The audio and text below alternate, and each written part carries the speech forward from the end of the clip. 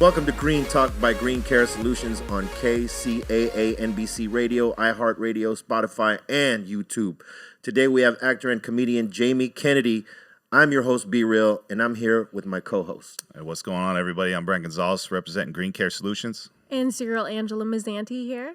Hey everyone, it's Yanitza Munoz. This is a cannabis-friendly and educational program. You must be 21 years of age to listen. We are not doctors, but Green Care Solutions has doctors for you. Yeah, so give us a call at 951-609-4071. We are a 13-time award-winning company featured in Forbes and Yahoo Finance. And make sure you give us a follow on Instagram at Green Care Solutions 420. And make sure you go check out our website. Our new website is greencaresolutions.com, and we also have greentalknews.com. So let's get into this. Jamie. Yo. Welcome, bro. That was super legit right here. We're your green help. Whatever you need.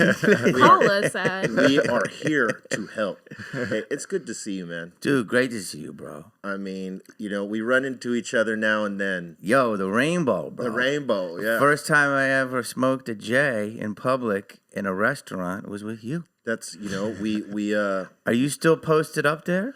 Not as much. Okay. You know, we'll go there now and then, you know, and we'll smoke out. You know, that's little Amsterdam to us. Yeah, you know? it is. And you know, salute to the Maglieri family for allowing such things. This was in the early aughts. Yeah. That you would be out there just posting up, repping, and everybody knows on Sunset. Yeah, we had a whole crew out there just blazing crazy. The best. Nuts.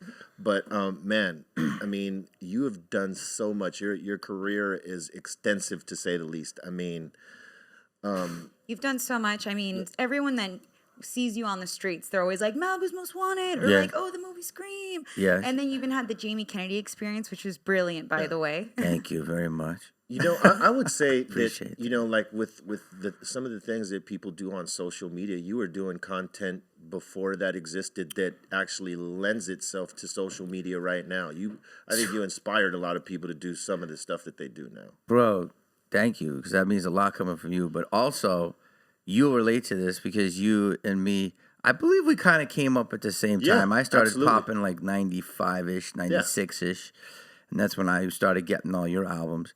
But, you know, when I was doing the Jamie Kennedy experiment, the people would talk about the show. You know what they would do? You'll relate to this. Videotapes. Yeah. So they would go, yo, give me the tape from that show, because they would tape it. So just the same as the mixtapes, but these were comedy videotapes. So people would take it and watch it. This was even before DVR or before TiVo. And so then it got to TiVo. But yes, we didn't have, everything was buffering before. Yeah. I was pre-buffering. Yeah. So a 3-minute bit couldn't be online. So if it was, I was a little premature. Yeah. But, well, you know. You were ahead of the game, for sure. I tried. But I mean, you know. I was a little MySpacey. Yeah.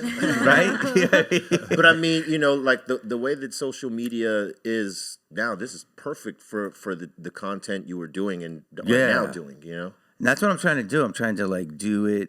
I'm talking to Roku, you know, like, because I believe, like, I was watching all this CNBC news channel, and they were talking about that. Roku is basically on 50% of all the TVs.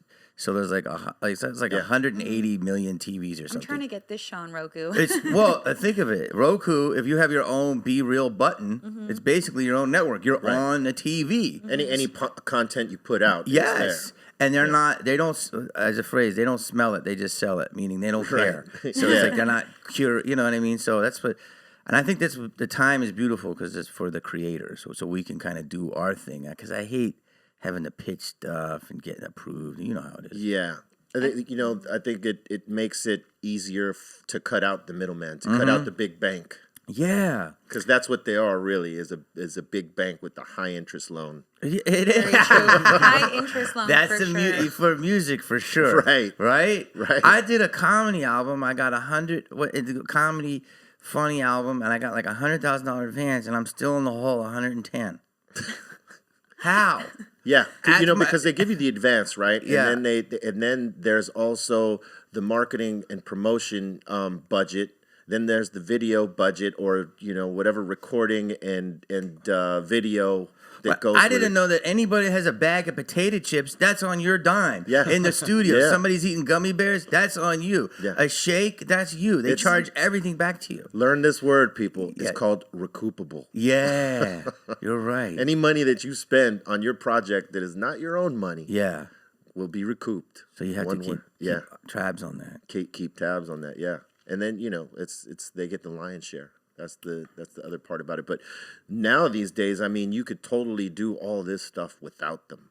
Yeah. Now you can put and everything on like YouTube, and like you can have your own show, and people are coming directly to you instead of like waiting for it to come out or anything. And now it's like they're directly watching you, waiting Yeah, for you can get monetized through just yourself. Yeah. And you can book your own sponsorships. Like, even though YouTube is very saturated and they don't pay that much, but you can get your own sponsor and just keep the whole thing. There's so many ways to like person. make money now with like social media and everything. Like people think there's not, but it's a full-time job. Mm-hmm. Well, you're really good at marketing yourself. I read that before your career, exploded in the 90s, you were basically like answering the call as like your agent. Yeah, I used to work. Had a lot of I remember that. jobs. That was You remember that? Yeah. Dude, I love you, man. This is like making me get all emo because I'm such a fan. Come on, I'm a fan of you. Get out of here. Come on. I used to do a lot of jobs when you're coming up. And so I remember early 90s, like 93, I was telemarketing, right? There's on La Brea and Sunset, and there's the strip club right on La Brea. You know that little strip club around the corner from the Seventh Veil? Is it Crazy Horse? No. It's a little one on La Brea. Body Shop? No, that's on Sunset. No, I know the one You know you're what I'm talking about? Yeah. Anyway, there was a room where they would do telemarketing, and they would sell all of, basically, you would call and try to get leads for. It was a total scam, and everybody was in there. Broke musicians, strippers, actors, comedians, entrepreneurs, whatever. Mm-hmm. And every time I would call and get a number, they would give it to a salesman, and then he would call accounts receivable and try to upsell them toner ink for your copy machine. Do you know what that is? That's like so it was the most unsexy job, but every time I got a number, it was 75 cents. So if I get 100 numbers in a day, that's pretty good. That's good now, right? So I would be calling all day, and I got really good at getting numbers. And then I started using voices and stuff. Is that how you develop? Is that how you developed your voices? Well, yeah, like I was doing open mic comedy, and I was I had an agent for cartoons, and I was like starting to get better at it. And then I was selling like toner, I was selling whiteout, all this boring stuff that you have in offices, and I'm like, why can't I sell myself? So I read this book about how to sell yourself, and so I treated myself as a product. I had comparables, why I'm better. I had, what you take three. If you call anybody on the phone and you get 3 rejections, hang up. Do not waste your time. It's a numbers game. Right. With anything in life, whatever you're trying to do, 3 rejections, bounce. And so I was getting good, and you just keep going. You'll eventually get some success. So I treated myself as a product, and I would call, and I was also delivering sandwiches, and I tried to do the voice. I had a voice, and I was like this, and I said, I got a kid here who's a cross between Robbie Benson and James Woods. Now, in the early 90s, that was an interesting mix. Robbie Benson was Ice Castles, James Woods was a dramatic actor. know exactly You know what I'm saying? And so I created a character named Marty Power because he sounded like this other guy, Marty Bauer, who was a big agent at UTA. Right. And I treated myself like a product, and I was an old guy that lived in Florida that wanted to set him up before he retired. And that was my scam. Yeah. And I got into MTV, I got into CBS, I got in a lot of places like that. Nice. Wow. It was so you have to kind of lie to get in. No one wants you. What did they do when they found out that dude? guy I had such a thing, dude. I got in, and they never knew. In fact, when I went to MTV, the lady, she's like, I love your agent, Marty, so much. Lisa Berger, who's a legend. And she goes, I can do an impression. And I did it. She goes, oh my God, it sounds just like him. And then she became the president of E! And then she found out later, and we laughed. And then I had a development deal with E! So it's like, I came up as the executives came up. So not many people knew. But you know who busted me? People, the small agents. Like I got in the CAA, But this dude called Jack Scagnetti, he's a real agent on Lancashire and Van Nuys. He's like, who's this? This is BS. Who's lying? Who is this? It was because the smaller people knew you were a con artist because they were also con artists. Yeah. The bigger people. They're like, we know Wait, what's I've up. used this one before. Yeah, the bigger people would never think you would try to do that. Right. So yeah, I had to like. There's a lot of stuff I've done, but I can't. That's awesome though. Yeah, Well, good for you. You know, it worked. I mean, you had to sell yourself in the sense to like get people to listen to you and actually see your acting reels, your Because headshots. the thing is too, if you would have went like, hey, like so I do all this, nobody would care. No one cares. It's like you're doing open mic comedy. You're trying to get auditions. You're reading the back page, which is like a acting magazine. I don't know if you guys know what that is. And it's like you're trying to. I got a lot of like student films. You're trying to get tape. That was a big deal in the early '90s. Have tape So that you have people to have to show. You could show something, and then like you get tape next to somebody more famous, and it's like Hollywood. There's very few people that really say, "Yo, this guy's got talent. He's a great rapper. Let's just put him on." It's like, who likes you? Which is right. It's mostly 95% followers. You agree? Right. No one has vision. Yeah, that's very much like music right now. It's record labels get with you depending on your growth in your social network, like YouTube. They see if you have 500,000 followers or 150 at the least, and they see, okay, they got something there. We can build off of that. So that's what they're using as the marker now, as the standard. Do they have a pop in IG already? Do they have a pop in YouTube already? And it's so that it's already made. It's easier for them to market these guys or females, depending on what They don't type have of to artist do they're. as much now They versus don't. like back in the day. It was like they had to do so much to like build an artist, and it's like, well, you've already built yourself. We'll just bank off that. But you said something important, and I think that more artists should look at it this way: as you look at yourself as a commodity, as a product. You have to, and know your worth in the market, and know the comparables, so that you can sell yourself, and You not have sell to. yourself short. No, you have to. It's like it's just. But it's a totally different time now, as you know. It's like there was X amount of slots, and you're trying to fit in. But now there's a million slots, and now you got to get people to listen to you. But that's the good time now because you can still pop and become humongous. Yes. But there's a lot more ways of like making a living. Right. It seems like there's a lot of people making livings. There's people I never heard of that'll be at a comedy club that will sell way more tickets than me on a Monday and a Tuesday, who are YouTubers who are getting better at comedy, but they'll sell way more. And I don't know who they are. They don't have the mainstream, but they're already so dialed in. Yeah, their followers actually engage and react and follow them. So to speak, no pun intended. But it's crazy because you skip the dues paying process like that. It's very much like in music, right? So like when the digital age came into music, and it was now the downloads and all that stuff, and now it goes from being able to get music for free to getting these programs to where like you don't need to go to a studio, you don't need to hire this guy. I could learn this software right here and produce and make things happen myself. So where it was maybe a concentrated amount of artists every year that would come out on the Tuesday, on the New Music Tuesday, now it's like 1,000 because the technology has made it so available. That's insane. Well, you you're think right. about it though. Like how many rappers, There's so many rappers I never even heard of that have these huge followings. And I was like, whoa, what's his hit? And they're totally independent. Yeah. They're not signed to labels. They're making it pop themselves, and it's crazy. I'll go to Coachella and go to the little tent, and it'll be nuts if somebody never. And I'm like, am I out of the mix? Yeah. So I'll talk to like a 21-year-old. They're like, no, this like some people don't even know, but they have their super following. Niche, And it's crazy because back in the day, before you could even get to that point, to have that kind of run, like, people showing up like that, you had to build it, and someone had to like co-sign for you, like, yeah, these are the guys right here. Put them on because they're going to do something. And you'd have to go through that, process and pay your dues, so to speak, in music or acting or any part of entertainment. And now it's like readily available to just it jump off for anyone without having to pay those dues. And it's crazy because like you skip the processes, you know, when that's over, I don't think a lot of these cats will know what to do after that career sort of starts, you know, fading out. But you go through that DuPan process, there's an amount of experience that happens. It gives you other tools and skill sets. Yeah.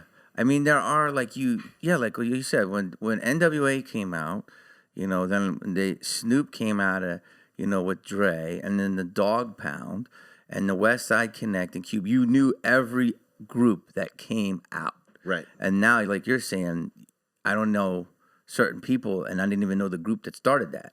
Right. So it is. You're right. You're saying, but it's so interesting because you're saying you have to pay your dues, and I think you do to be good, man. It's like the 10,000 hour rule. Right. You know what I mean? Yes. But there are people that pop off that are successful and are going. Yeah. You know, but you could tell that when they perform, though. Yeah. A part of it too is like I see a lot of like music artists, like they'll blow up like one hook on TikTok or something like that, and they'll have like one viral song that like goes really well and that a lot of people, but it's only this one hook.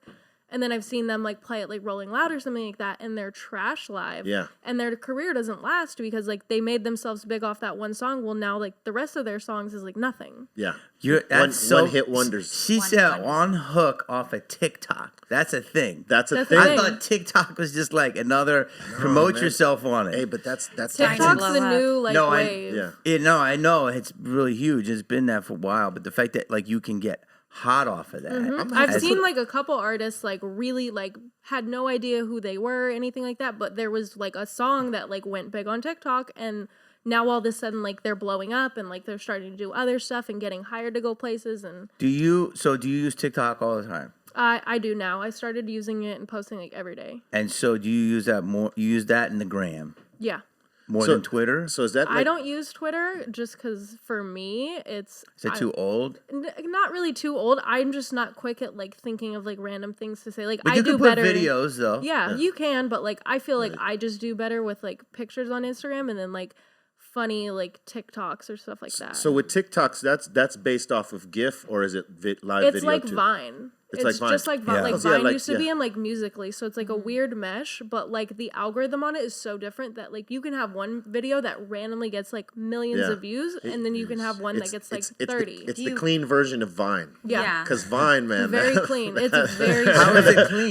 You mean you they don't have no curse? porno. No, you can't even like you can't even smoke weed on there. Yeah, you I don't can't think smoke you anything. could curse. Oh. You can curse. You could. Do you rap on your TikTok? I or- don't. Oh. I do better with just like showing like tattoos and stuff like that. For me personally, I've seen that do better, and then doing like relatable content goes really well on TikTok. Yeah, they don't do none of that cannabis stuff. Yeah. Or I see a lot of like cannabis influencers going on there trying to like do the same stuff that they're used to gets doing on taken Instagram. down. it gets taken So you down. can't have weed on there. Cannabis. I love how you guys said cannabis. So you know I don't have. Trying to be So you know proper. I don't run TikTok.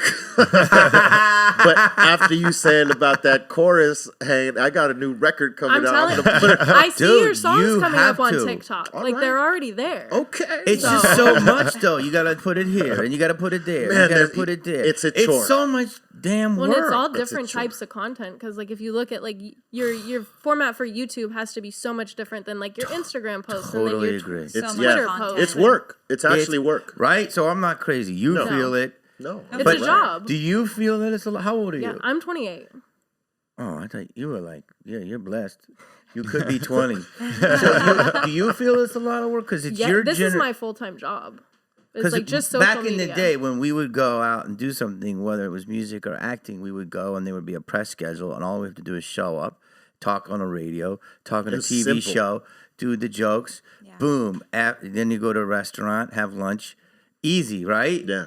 Now we have to be responsible for doing all of that. And it has to be like in a timely Yeah, manner, and then you also too, have which to is be like insane. posting like stories of like updated, like this You is have to what be I'm current. doing today. hate Like that. You have to be current. So it's a job. See, that's the thing though. Like when people say like you gotta be relevant, like I understand that and you should be, but I hate when some people are like they're so relevant, but they're like not good at anything. There are people that are just Exactly. known, but they're not good. See, they're good at trolling. Yeah. That's the one good thing that they're good at. But that goes back to what you said earlier about starting something from the ground up, going through all those trials and tribulations. You're going to have something long lasting. If something doesn't work out, you establish yourself. These people that kind of like blow up and they fade out, there's nothing to fall back on. And all that relates back to like the cannabis industry though too, because you see a lot of people try to come in like big business trying to get into the cannabis industry because they see money in it.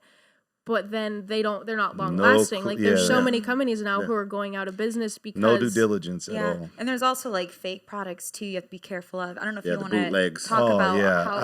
Have you heard about all those deaths from all the black market illicit cartridges? I mean, it was kind of everywhere. Okay, so I would say in the last maybe 6 months or something like that, there's a lot of people buying fake packaging and stuff. I'm not sure if yours brand gets, everybody's people buy the stuff online, come from China, downtown, whatever. They'll just fill it up with whatever they feel like it, sell it for $5-10 for a cartridge. People dying off of it, and they're trying to blame the industry, And I have a friend and I work with her, and it's called NCMM, and it's in Vegas, and she has her own seed to sale facility, and I go to Vegas. I don't really do as much weed as people think I do, but I'll do a little drop sometimes in tea at night. Yeah. And that stuff, the Vegas stuff seems so pure. I'm not saying LA is obviously pure too, but it's so regulated out there. I don't know if you've been out there. It's super stern. There's super nice regulated shops, but there's stores everywhere. I mean, I used to live out there for a while. I go there often, and you just see stores everywhere you go. I think it's more acceptable. California kind of restricts it a lot more. I think part of the difference, though, is like Vegas wasn't the same transitioning to like regulated and legal like California was. We had that long period of like just medical and not fully regulated, where Vegas and like Nevada went straight to like they weren't even ready for it. No. I mean the cannabis industry overwhelmed. There was a lot of people who couldn't get like flour and stuff when it started popping. So what is it when people say they can't sell weed here, but they have patience? A medical grow. Look at that. Everybody's laughing. You guys are laughing. Patience. That's a real thing, right? Yeah. You guys are. I think maybe for homegrown. So that's you can have X amount of patience. I mean, I think if you're growing at home, you can grow for other people, but money cannot be transacted. You cannot sell. Yeah, it's like 6 plants per household or per medical. It's debatable, right? Because they it's a say gray area. if you have medicinal, you can have more plants than 6. Yeah, but you have to go through a whole nother process, right, for that and to be able to have like 100 plants. Yeah. So you're a cannabis. You know a lot about this. I know a decent amount. This is you. You're all cannabis. Yeah. I know you. So all of it. Okay, this is a cannabis show. Everybody's well versed. I didn't know it was a super cannabis show. It's well versed. Well versed. And we even have like CBD because there's so many people that prefer just taking CBD and hemp. That gets me a little. You know what? It's not. Yeah? It's I feel a little.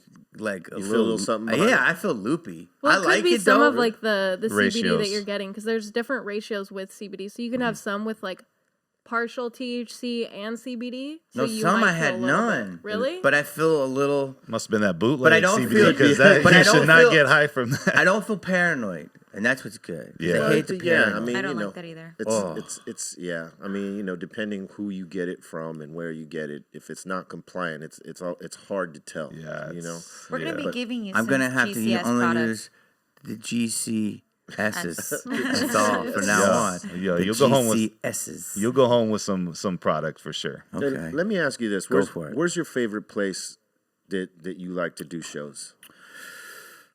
I get asked that a lot as a rapper. Hard. I would say this. Phoenix, amazing, like amazing. They're very open out there. Oh yeah, Dallas, amazing. Yes. Dude, don't sleep on OC.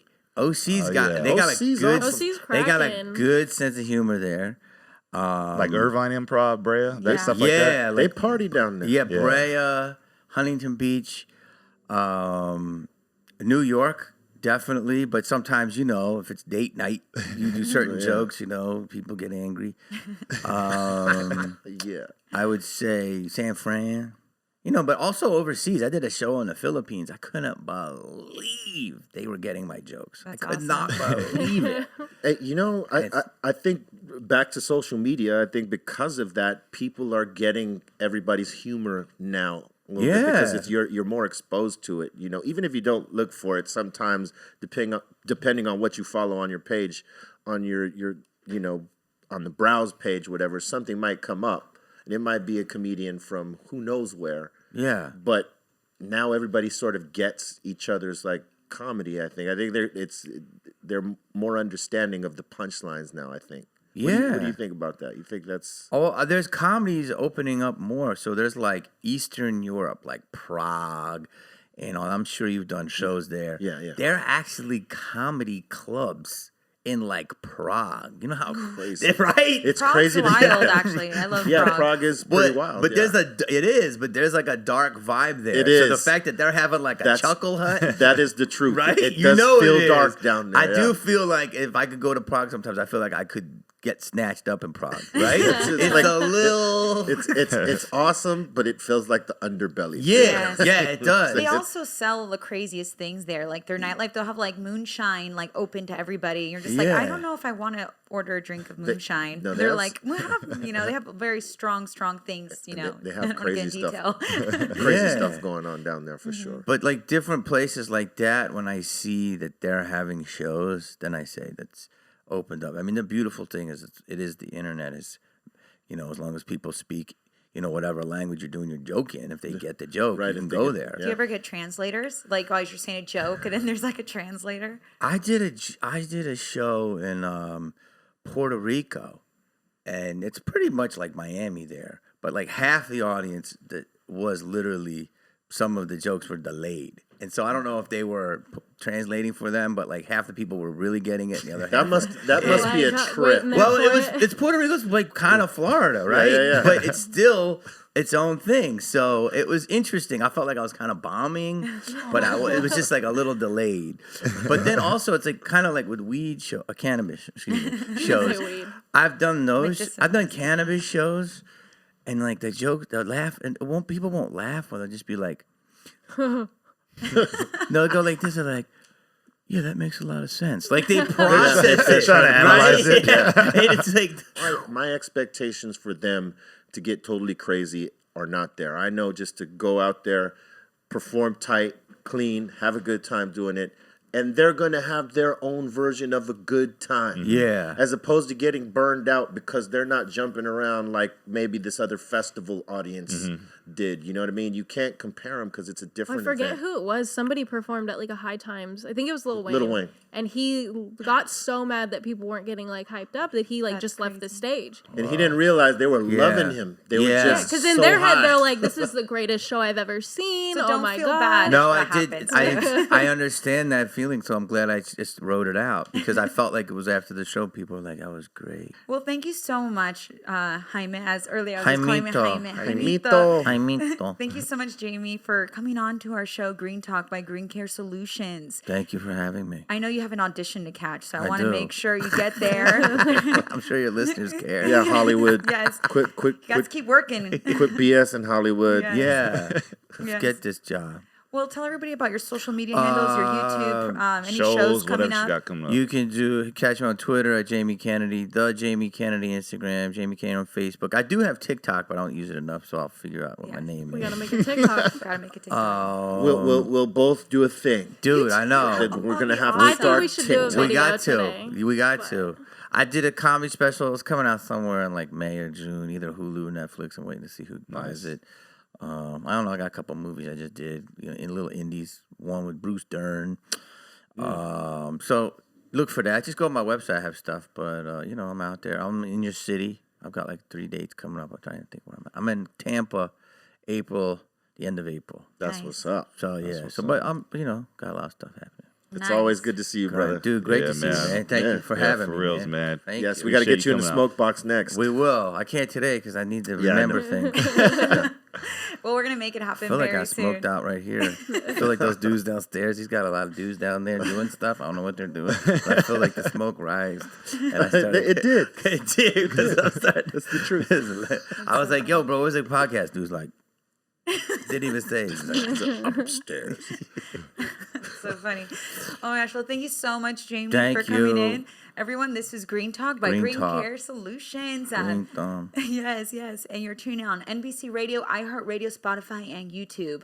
I'm Yanitza Munoz, and I'm here with my amazing co-hosts. And I'm Brian from Green Care Solutions. And make sure you go to greencaresolutions.com. We got a new product line dropping next month. So stay tuned, and especially our Instagram at Green Care Solutions 420. Thank you for tuning in. And it's your girl, Angela Mazzanti. I also have a product line dropping very soon with Yes, the one she and only does. Green Care Solutions, so stay tuned for that. I'm B-Real, a.k.a. Dr. Green Thumb. Visit my dispensaries. Follow me. If you don't, I will haunt your dreams. Yes. Thank you guys for watching. Till next time.